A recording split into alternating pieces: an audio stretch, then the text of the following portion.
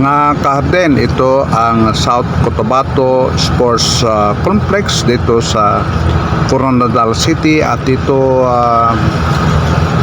nagja-jogging ang maraming matao. Dito sila nag-exercise katulad ng basketball, zumba dancing at ano pang mga physical exercise na ginagawa ng mga tao every morning.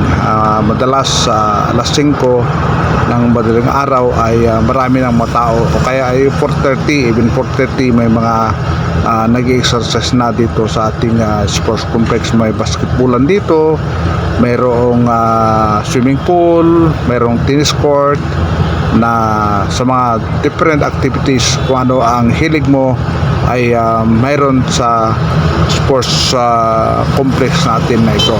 So ito ang ating grandstand. Dito nanonood ang maraming matao kapag may palabas dito na malakihan katulad ng Tinalak Festival, yung showdown dito ginagawa. So ito mga karden, sana ay ma-enjoy natin ang mag-exercise lagi upang tayo ay maging banat.